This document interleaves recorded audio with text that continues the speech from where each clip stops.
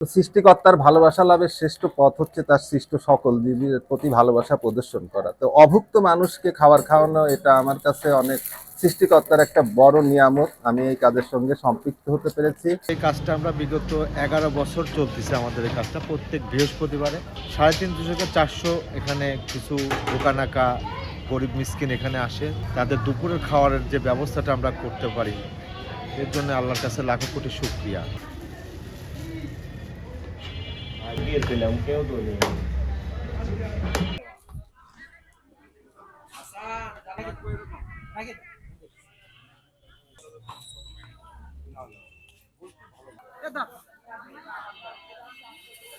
বিগত প্রায় 2019 সাল থেকে এর সঙ্গে জড়িত।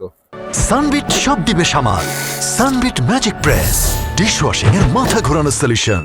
আমার প্রিয় নায়ক হচ্ছে মহানবী হযরত মুহাম্মদ সাল্লাল্লাহু আলাইহি সাল্লাম। তিনি বলছে হচ্ছে সবচেয়ে ইসলামের ভালো কাজ হলো ক্ষুধার্তকে খাবার খাওয়ানো।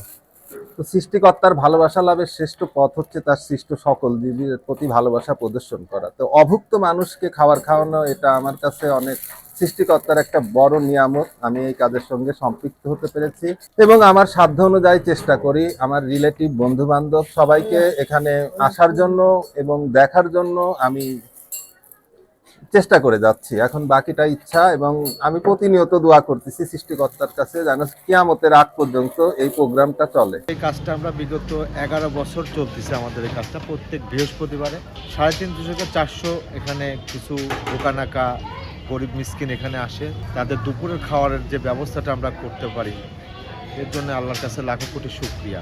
এই কাজটা আমাদের আগায় নিতে যে অর্থ ব্যয় হয় প্রতি সপ্তাহে, ওর থেকে কিভাবে আসে আল্লাহ ভালো জানে। এটা মানুষ হিসেবে মানুষকে ভালোবাসাটা 1 নম্বর কাজ।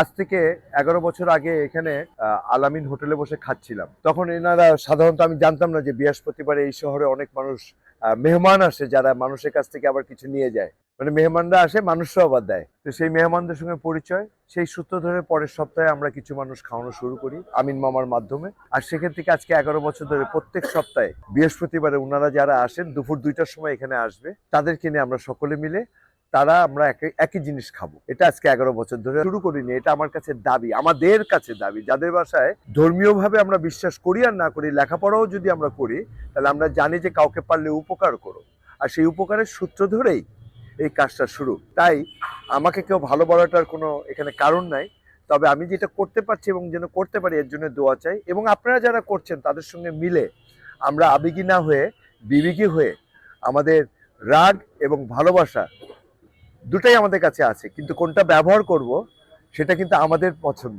আসুন না পছন্দের জায়গাটাকে বৃদ্ধি করে ভালোবাসায় বৃদ্ধি করি, তাহলেই আমরা বেঁচে যাব এবং আমাদের ভবিষ্যৎ প্রজন্ম বেঁচে যাবে।